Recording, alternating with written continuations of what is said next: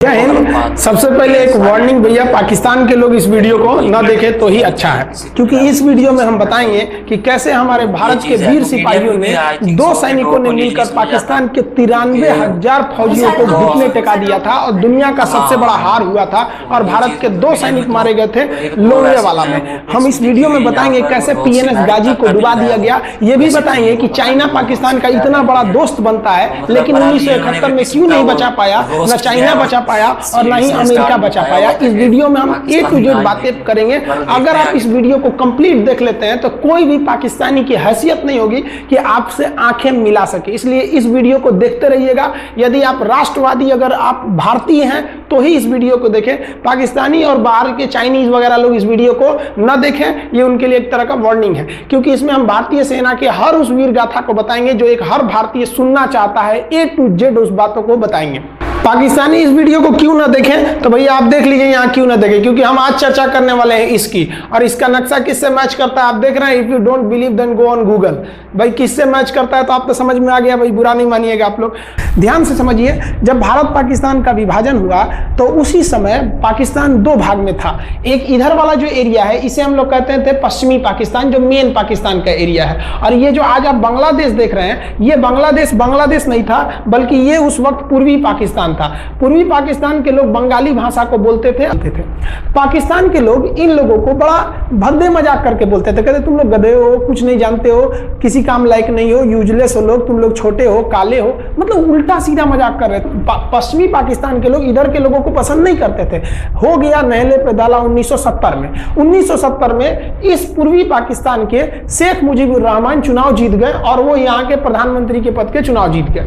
अब यहाँ की आर्मी ने क्या किया, उनको शपथ ही नहीं दिला रहे थे। इसलिए 70 के चुनाव जीतने के बाद शेख मुजीबुर रहमान जब देखे कि ऐसा है तो उन्होंने अपना भाषण दिया 7 मार्च को और कहा कि अब हम इस पूर्वी पाकिस्तान को एक अलग देश बनाएंगे जिसका नाम रहेगा बांग्लादेश। इस भाषण की वजह से आर्मी ने, पाकिस्तान की आर्मी ने 25 मार्च 1971 को गिरफ्तार करके और पश्चिमी पाकिस्तान में अरेस्ट करके बंदी बनाकर रख दिया और यहां पर जुल्म करना चालू कर दिया।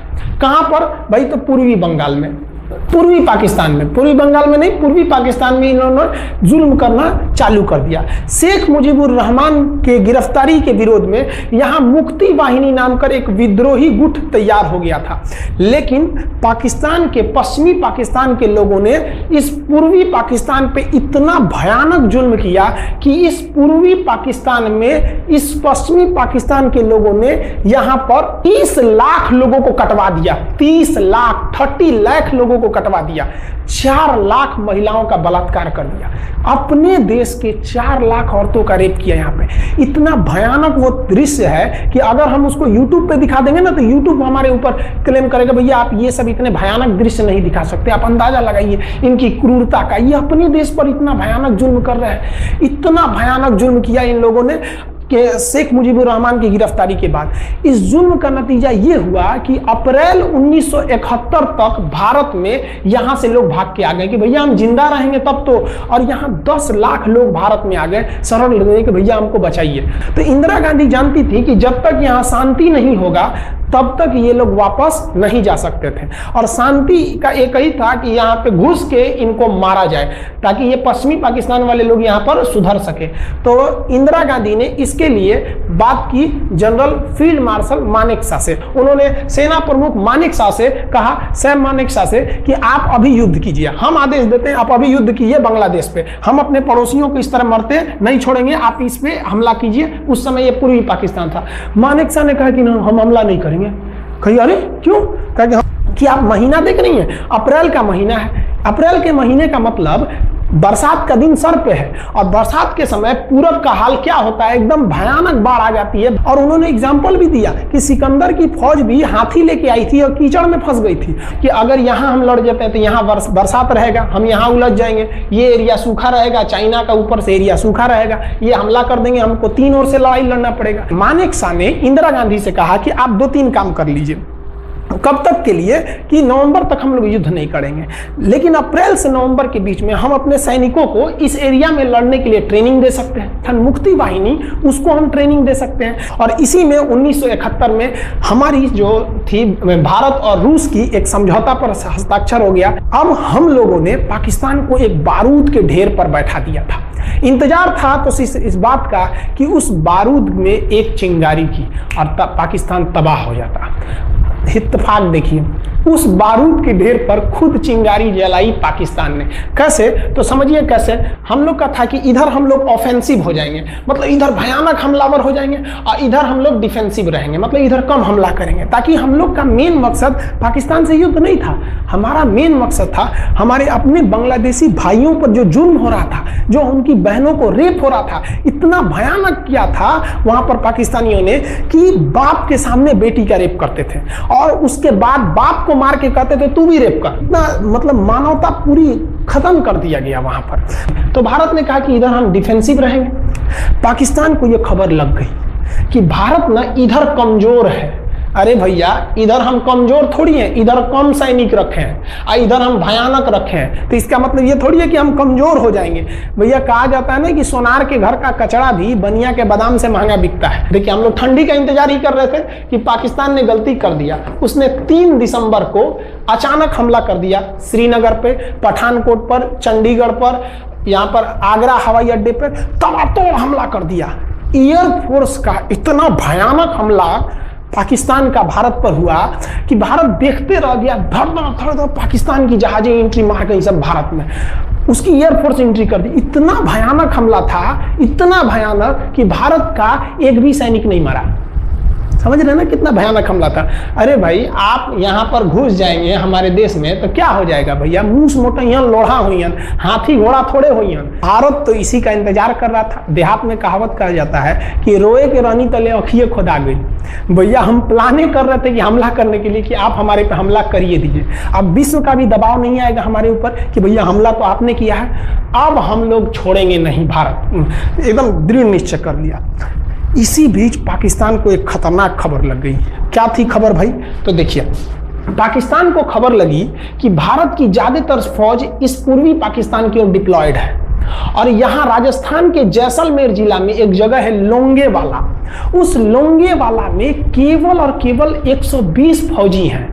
और अगर पाकिस्तान ने सोचा कि 120 फौजियों को हम रातों रात मार देते हैं, तो उस समय एयरफोर्स रात में लड़ाई नहीं कर सकती थी, इसलिए इन्होंने लोंगेवाला में एंट्री मार दी। पूरी भयानक टैंक लेकर, फौज लेकर, इन्फेंट्री लेकर, और उसको वो लोग लोंगेवाला में घुसने के लिए चल दिए। और लोंगेवाला में भारत के पास केवल 120 सिपाही थे, केवल 120, और उन पर वो हजारों की संख्या में टूट पड़े। लेकिन घबराना नहीं चाहिए, क्योंकि चींटियां तादाद में कितनी भी क्यों ना हो जाए, गन्ना घसीट के नहीं ले जा सकती हैं। लोंगेवाला में जो ड्यूटी थी उस समय कुलदीप सिंह चांदपुरी जी का। कुलदीप सिंह चांदपुरी सरदार हैं, आप देखे होंगे बॉर्डर मूवी में इनका रोल सनी देओल ने किया है। अब ये कुलदीप सिंह, ये भैया पंजाबी सिख, अब ये लोग 1.25 लाख से नीचे कुछ सोचते ही नहीं है। चिड़िया नू में बाज लड़ावा, गिदड़ नू में शेर बनावा, और 1.25 लाख नू एक लड़ावा, तब गोविंद सिंह नाम रखावा। खबर आया कि आपसे जो लड़ने आ रहे हैं ना पाकिस्तान की ओर से, वो ब्रिगेडियर तारिक मीर आ रहा है। उसके पास टैंक है, 2800 फौज है, बहुत ही तेज रफ्तार से आ रहा है। आपके पास केवल 120 जवान है कुलदीप सिंह, आप पीछे हट जाइए, आप पीछे हट जाइए, क्योंकि आपको हम ना, आप बहादुर हैं इसमें नो डाउट, लेकिन आप कैसे लड़िएगा उतनी भयानक फौज के पास से? यहाँ उन्होंने कहा खालसा सिख नहीं हट सकते, हम दिखा देंगे कि हम 120 भी उन पर क्या पड़ेंगे, भारी पड़ेंगे। इनके पास ना ही टैंक को उड़ाने के लिए कोई संसाधन थे, टैंक को मारने के लिए एक जीप पर लगा हुआ छोटा सा तोप था, और इनके पास 3 ठो माइंस लगे थे। माइंस समझते हैं आप लोग? टैंक जो होता है ना, बम, उसको उड़ाने के लिए माइंस लगाए जाते हैं। तो देखिए ध्यान से, ये है माइंस, ये माइंस होते हैं। इस पर अगर टैंक चढ़ता है ना तो टैंक ब्लास्ट कर जाता है। तब इन्होंने दिमाग लगाया। इन्होंने क्या किया, जो खाली रेगिस्तान था ना, उसमें ना आगे की ओर 3 ठो ओरिजिनल माइंस को लगा दिया, और जो खाना खाने वाला टिफिन होता है ना, 4 खंडे वाला, इसे, उस टिफिन को इन लोगों ने रातों रात ना बिछा दिया ऐसे लाइन से। देखिए लाइन से पाकिस्तान की टैंक आई तो शुरुआत में तो भैया ओरिजिनल माइंस था, धड़ाम से लगा, पाकिस्तान की टैंक उड़ गई। पाकिस्तान का एक टैंक उड़ा, फिर दूसरा उड़ा, तीसरा उड़ा। पाकिस्तानी एकदम डर गए सब। ब्रिगेडियर तारिक मीर कहें कि भैया यहां तो माइंस लगा के रखा है इन लोगों ने, एक काम करो इंजीनियरों को बुलाओ, पूरा माइंस निकालो। अब ब्रिगेडियर जो हमारे मेजर कुलदीप सिंह थे ये जानते थे कि बाबू अगर हम तुमको रात भर रोक दिए ना तो सुबह हमारी एयरफोर्स आएगी, तुमको जिंदा नहीं छोड़ेगी। इसलिए इन्होंने पूरा टिफिन बिछाया था। इन पाकिस्तानियों ने 6 घंटे लगा दिए उनको निकालने में। इंजीनियर आते थे तो डर के मारे टिफिन निकालते थे, सॉरी बाप रे बाप, और टिफिन में तो ईंटा पत्थर भर देते थे और डर के ले जाते थे, भागो भागो भागो, माइन से माइन से। इसको लगाते लगाते इन लोगों ने पूरी रात बिता दी। 3 बज गया। 3 बजे इनको पूरा सन्नाटा दिखा कि भैया ये तो टिफिन है, ये रेगिस्तान में ये तो टिफिन है। अब उन्होंने कहा कि आदेश दिया कि हमला करो। तो कुलदीप सिंह जो थे चांदपुरी, उन्होंने बालू के बीच में ऐसे गड्ढे बना रखे थे और अपने फौजियों को ना 2 किलोमीटर एरिया में बिछा दिया था, एक उधर एक इधर एक इधर। तो चारों ओर से फायरिंग होती थी। पाकिस्तानियों को लगी ना कि भैया हमको गलत इंफॉर्मेशन मिल गया है, 120 गो मिल के ऐसे थोड़े मारेगा सब। सोच रहा उधर से गोली इधर से गोली, धड़ाधड़ बम गोला बारूद सब चल रहा है यहाँ पर। इतना भयानक कहीं कोई 120 आदमी मिल के ऐसे मारता है? नहीं भाई, इतना भयानक सुनसान एरिया में कहां से कौन मार रहा है, एकदम तबाही मचा दिया। कुलदीप सिंह चांदपुरी ने क्या तबाही मचाया था आप देखना चाहते हैं तो देखिए उन लोगों ने क्या तबाही मचाया था। यह है पाकिस्तान का टैंक, ये धज्जी उड़ गया था टैंक का, थुथुर तूर दिया इसका यहाँ पे। ये देखिए टैंक का, पाकिस्तानी देख रहे हैं कि भैया सब चक्का उक्का फेंका गया। बताइए ये चांदपुरी साहब कैसा करना चाहिए? ये कोई वीडियो गेम खेल रहे हैं, मार के धज्जी उड़ा दिया। अरे पाकिस्तान बच्चा है, अपने बच्चा है, बिगड़ गया, आराम से मारिए। ऐसे एकदम धज्जी उड़ा दिए हैं बेचारा सबको। पाकिस्तान के टैंक को धज्जी उड़ा के उस पर भारतीय सैनिक खड़ा होकर फोटो खिंचवा रहा था। फोटो खींचे फोटो खींच, उस समय सेल्फी नहीं था ना, तो आगे से फोटो खींचना, फोटो खींचे। यहाँ पे आने वाली पीढ़ियों को ये प्रेरणा देगी। बताइए इतना सुंदर गाड़ी लेके आया था पाकिस्तान मारने के लिए, हाँ बेचारा ऐसे मारा जाता है? हाँ अरे ब्रिगेड मेजर साहब आप भी, बच्चा है, बच्चा को थोड़ा आराम से मारिए। देखिए इसका थोबड़ा बिगाड़ दिया गाड़ी का। ओहो, ऐसे नहीं मारना चाहिए, लेकिन क्या कीजिएगा, बच्चा बिगड़ जाता है तो धोना ही पड़ता है। ये हाल कर दिया रात भर में। सोचिए रात में इतना बुरा मारा, दिन में दिखता तो पूछ डाल रहा पूरा। एकदम भयानक तबाही मचा दिया मेजर कुलदीप सिंह चांदपुरी ने। इनके आगे कौन खड़े थे? ब्रिगेडियर पाकिस्तान के ब्रिगेडियर साहब। ब्रिगेडियर साहब को कहने लगी भैया ये तो बहुत बुरा मार रहा है सब। तब तक हो गया सुबह, और सुबह के वक्त हमारे जो हंटर जहाज थे, उस समय जो जहाजें थी वो हंटर जहाज थी। ये हंटर जहाजें रात में नहीं उड़ सकती थी लेकिन दिन में उड़ सकती थी। रात भर तक कुलदीप सिंह चांदपुरी ने ऐसा कूचा पाकिस्तानियों को, इतना कूच दिया कि भोर हुआ तो बाकी का कसर पूरा कर दिया हमारे हंटर विमानों ने। ये हंटर विमान जब आए सब तो इतना भयानक तबाही मचाए सब पाकिस्तान के जहाजों का कि आप हुलिया देखेंगे ना, पाकिस्तान के टैंक का ऐसे पड़ गया। ये सब टैंक पूरा तबाह हो गया, सब पूरी तरह ध्वस्त हो गया इतनी भयानक युद्ध में। 3 तारीख को पाकिस्तान ने हमले की शुरुआत की और ये 4 तारीख का शकल देखिए पाकिस्तान का। इतना भयानक धज्जी उड़ा दिया पाकिस्तान का जिसका कोई हद नहीं। पाकिस्तानियों को दुम दबा के भागना पड़ा। ब्रिगेडियर साहब भागे, कहें कि भाग भैया न तो ये सब जान ले लेगा सब। हम लोगों ने पाकिस्तान के टैंकों को अपने यहाँ रख लिया है म्यूजियम में। आज भी जाके देखिएगा ना तो इन टैंकों को डर के मारे पाकिस्तानी छोड़ के भाग गए कि भागो भाई यहाँ पर। ये 120 जवानों का जलवा था। और पाकिस्तानी कहते हैं कि हिंदुस्तान के लोग क्या लड़ेंगे? अरे भैया हम चीन पे वीडियो बनाए थे, आप पे नहीं बनाए थे, जो आप लोग हम लोग को बोल रहे थे कि पाकिस्तान हिंदुस्तानियों की औकात नहीं। देखिए अभी हम आपको औकात दिखाते हैं आपकी। ये आपका टैंक है, आके ले जाइए, हिम्मत है तो लेके जाके दिखाइए यहाँ पर। हाल तो ये हो गया था ना कि हम लोगों ने जो पाकिस्तानियों की जान ली थी ना, डर के मारे वो लाश उठाने नहीं आए थे, लाश को गिद्ध खा गए थे सब। हम लोग बोल रहे थे कि भैया हम गोली नहीं चलाएंगे, लाश लेके चल जाओ। हम नहीं जाएंगे, तुम लोग रेगिस्तान को कब्रिस्तान बना दिए हो। रेगिस्तान को कब्रिस्तान हम लोग हमला करने आए थे, शुरुआत तो तुमने किया था यहाँ पे। तो ये गिद्ध खाए थे सब, सफाई उफाई का काम ये किए थे सब। अब पाकिस्तान हम लोग को धमकी देता है। आज भी वो नहीं सुधरे हैं। आज भी हमने जो चाइना पे वीडियो बनाया था उस पर वो हमको धमकी देता है कि भारत की आर्मी कुछ नहीं कर सकती। अरे भैया आप सोचिएगा भी मत, अभी के समय में तो मत सोचिएगा। जानते हैं क्यों? देख लीजिए इधर अभी कौन बैठा है भारत में, समझ में आ रहा है? आप लोग तो पहले पाकिस्तान वाले लोग इस बात पर रिसर्च कीजिए कि इनमें ज्यादा खतरनाक कौन है आपके लिए। हमको तो यही ज्यादा खतरनाक लगते हैं भाई। समझ में आया आप लोग को? तो अभी देखिए ध्यान से, यहाँ पर पाकिस्तान ने जो हार हुई थी लोंगेवाला में, ये हार में पाकिस्तान की तो कमर टूटी और पाकिस्तान का पूरा मनोबल टूट गया कि ससुरा 120 गो मिल के ऐसे कैसे धो दिया सब। बताइए इतना भयानक धो जाता है। तो ये शुरुआत तो इन्होंने किया 3 तारीख को, 4 तारीख को हमने धो दिया। अब बचा नेवी कही कि भैया आर्मी को मौका दिए, एयरफोर्स को मौका दिए, रात में आर्मी धोई, सुबह में एयरफोर्स धोई, हम नहीं धोएंगे क्या? हम भी धोएंगे।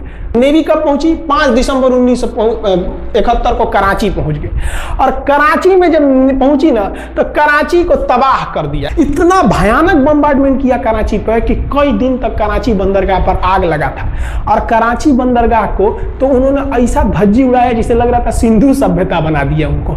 तो पाकिस्तान की, पश्चिमी पाकिस्तान का कमर टूट गया। पाकिस्तान वालों ने कहा कि ससुरा सब बोल रहा था कि हम इधर डिफेंसिव है, यानी ज्यादा हमला नहीं करेंगे, ज्यादा हमला इधर करेंगे। ससुरा इधर कैसे मार रहा होगा सब, अभी इधर भी बताते हैं कैसे मारा सब। ये कराची पहुंच गया। आप देखेंगे क्या हाल किया था सब कराची पे। कराची में जब मारा गया था ना इन पाकिस्तानियों को, तो ये पाकिस्तानी भाग गए थे सब ग्वादर में। ये ग्वादर भाग गए। अभी इनसे ग्वादर भी जाने वाला है, पूरा राज्य चला जाएगा इनसे, बलूचिस्तान। छुप के गए थे लोग ग्वादर बंदरगाह पे। अगर हम झूठ बोल रहे हो तो आप खुद पता कीजिएगा अपने यहाँ के इतिहास में भाई, हिंदुस्तान। ये ग्वादर बंदरगाह पे छुप गए थे सब। आप देखिए कराची का क्या हाल हुआ था उस समय। हमारे एयर नेवी ने क्या हाल किया था। पाकिस्तान का जितना जहाज बस मिल जाए कि भैया ये जहाज किसका है, तो भैया जब पता चले कि भैया ये जहाज पाकिस्तान का है, ये हाल हो जा रहा था जहाज का। यहाँ देख लीजिए इनका पूरा ध्वस्त का। भैया ऐसे मारा जाता है? हाँ, अरे भाई बच्चा को बच्चा की तरह मारना चाहिए। इंडिया की नेवी ने भी हद कर दिया। बताइए इस तरह मारा जाता है? हाँ, यहाँ देख लीजिए पूरा का पूरा धज्जी उड़ा दिया इन लोगों को। अरे भाई बच्चा है, बिगड़ गया है तो थोड़ा सा आराम से न मारिएगा। कि देख रहे हैं इस तरह से मारा पूरा पाकिस्तान के, कराची बंदरगाह उड़ गया। तो पाकिस्तान का तो इधर से तो पूरा का पूरा धज्जी उड़ा दिया। अभी शुरुआत हुई युद्ध के केवल 2 दिन हुए हैं। आप दिल थाम के रखिए, अभी युद्ध लंबा चलने वाला है। 3 दिसंबर को स्टार्ट किए, 4 दिसंबर को हम लोग लोंगेवाला धो दिए, अब 5 दिसंबर को कराची। अब पाकिस्तान ने ना भारतीयों को तबाह करने के लिए भारत का सबसे खतरनाक जहाज था आईएनएस विक्रांत। आईएनएस विक्रांत को बर्बाद करने के लिए ना इसने यहां से भेज दिया आईएनएस पीएनएस गाजी को। गाजी एक पनडुब्बी थी, उसको आदेश दिया गया कि जाके मार के आओ। किसको? विक्रांत को। क्योंकि अगर विक्रांत जहाज डूब जाता तो वाकई उस समय हमको युद्ध जीतने में बहुत दिक्कत आ जाती। तो ये गाजी कैसे डूबा, इसको हम लोग एक खराब जहाज से मार दिए। तो अब इधर समझते हैं कि जब उधर इतना भयानक धोए तो इधर कितना बुरा धोए होंगे, इसको बारे में हम लोग समझते हैं।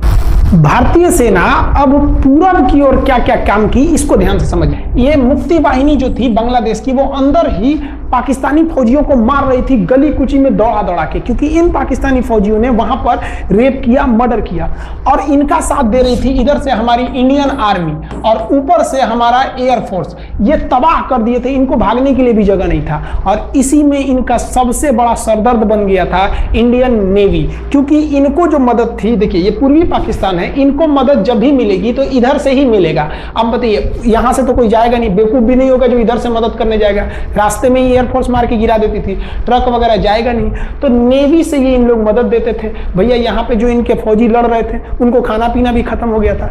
अब इनको बर्बाद कर दिया भारत। आईएनएस विक्रांत, आईएनएस विक्रांत उस समय का बहुत बड़ा जहाज था इस साउथ एशिया के देशों का, और यहाँ से उस इतना बड़ा जहाज था कि उसके ऊपर से लड़ाकू जहाजें उड़ती थी।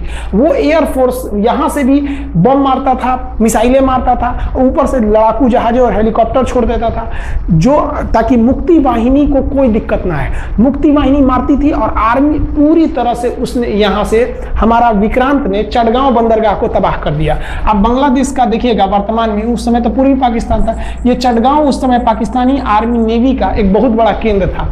इधर हम लोग ने उड़ा दिया कराची, इधर उड़ा दिया हम लोग ने चटगांव। अब मुक्ति वाहिनी को कोई खास दिक्कत नहीं आ रहा था। अब पाकिस्तान ने कहा कि हर हाल में इस विक्रांत को बर्बाद करो। देखिए ये विक्रांत है, विक्रांत जहाज जो था इस पे से इसके ऊपर देखिए आपको लड़ाकू जहाजें दिखेंगी। पीएनएस गाजी को क्या आदेश दिया गया था भाई कि तुमको जाना है और इस विक्रांत को बंगाल की खाड़ी में जाने के बाद इसी में डुबा देना है।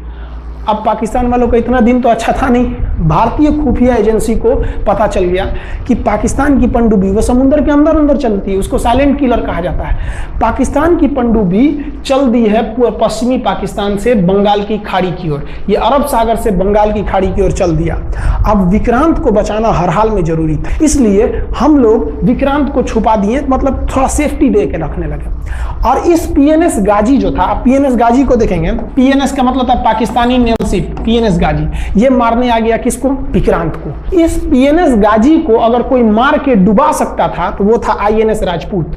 लेकिन ये जो आईएनएस राजपूत आप इमेज में देख रहे हैं, ये उस समय समस्या क्या था इस आईएनएस राजपूत के साथ, क्योंकि इसकी इंजन में कुछ खराबी आ गई थी और ये बिगड़ गया था, और बिगड़ के इसको विशाखापट्टनम पे बनाया जा रहा था, रिपेयर किया जा रहा था, इंजन ही गड़बड़ हो गया था। तो भारतीयों का यहीं पे दिमाग काम आया। भारतीयों ने सोचा क्यों ना हम पीएनएस गाजी को खुद बुला के लाएं, कहां पर? विशाखापट्टनम पे।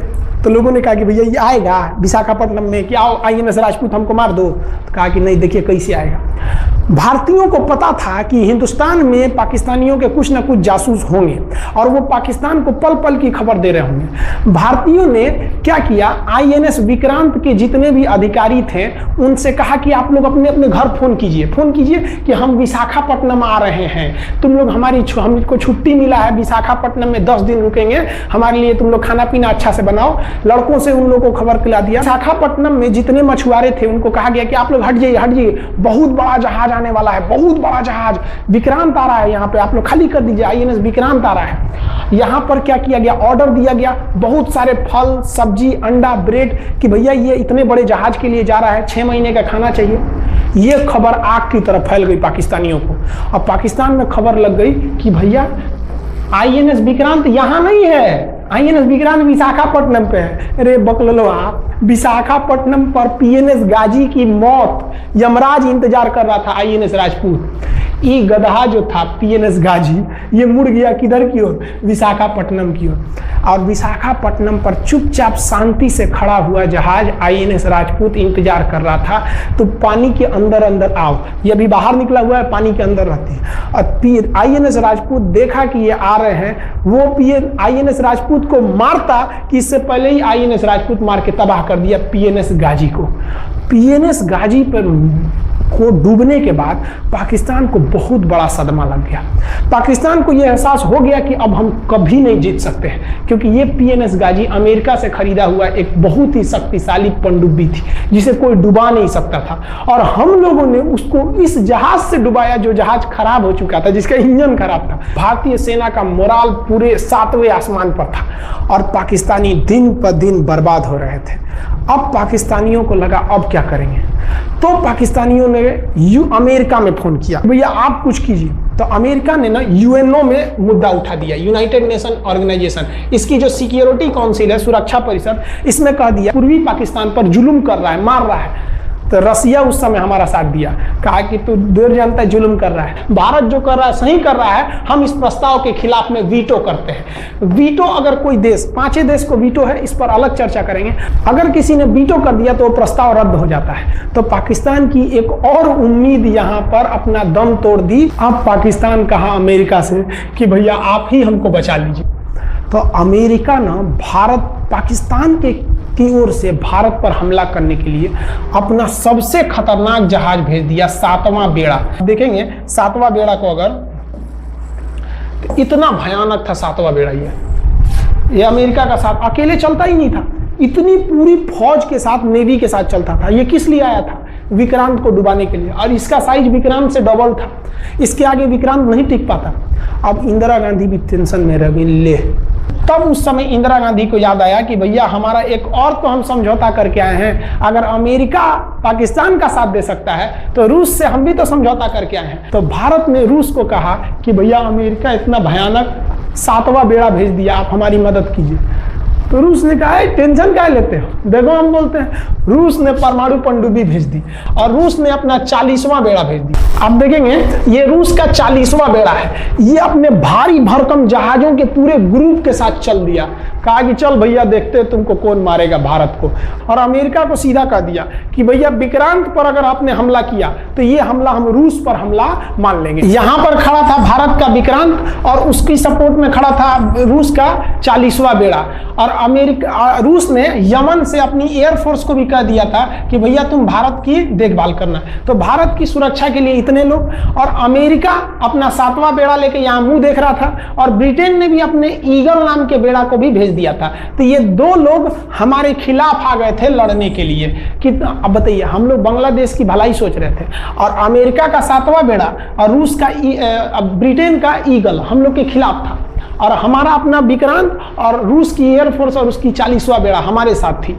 ये पूरी तरह से बाउंड्री बना दिया था 40वां बेड़ा। 40वां बेड़ा का कहना था कि भैया हमारे जहाज पर ऑटोमेटिक मिसाइल लगी है, तुम अगर इधर आओगे तो हम मार देंगे तुमको ऐसे ही।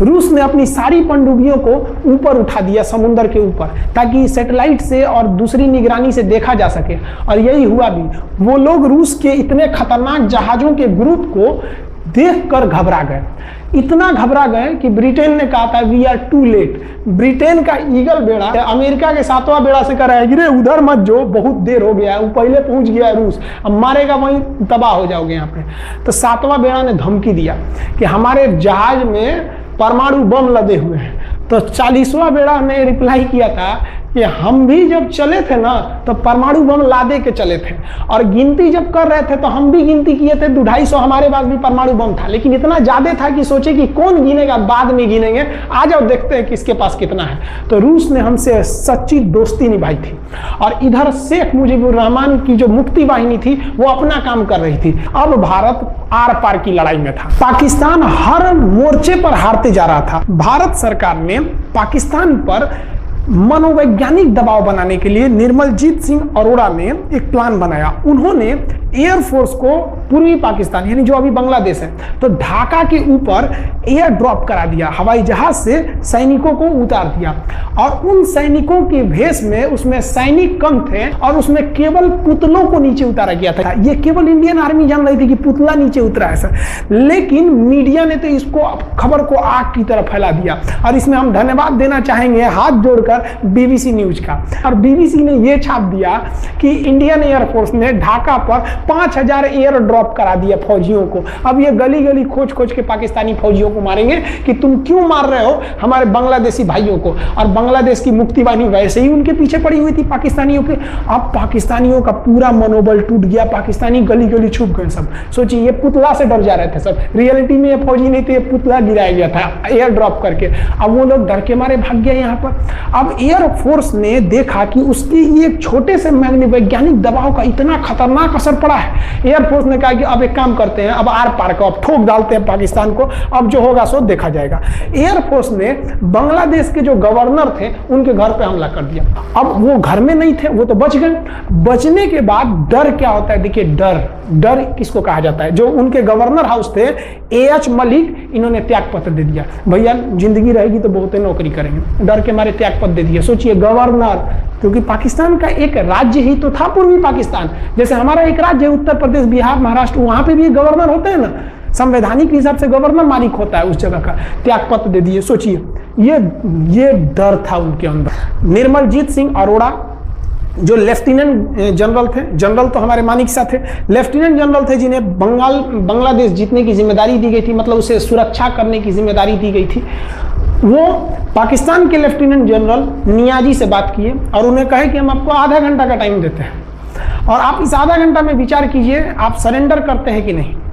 अगर आप सरेंडर कर देंगे तो हम आपको गारंटी देते हैं कि आपके सैनिकों को जिंदा रखा जाएगा, और अगर आप हमारी बात को नहीं मानेंगे, देखिए गवर्नर साहब के घर है, कोई ठीक नहीं है, आपके घर पे भी यही हो जाएगा। क्योंकि अगर आप हमारे सामने सरेंडर नहीं करिएगा तो याद रखिए हम अपने हमले को 10 गुना और तेज कर देंगे। और हाथ तो आप चारों ओर से गए हैं। भारत चाहता था कि जल्दी से जल्दी इस युद्ध को खत्म किया जाए, क्योंकि अब ये अंतर्राष्ट्रीय मैटर हो चुका था। अब अमेरिका अपना नाक पे ले लिया था कि भैया हमारा जहाज मार के गिरा दिया। पीएनएस गाजी उसी की पनडुब्बी थी, वो तो पाकिस्तान को दिया।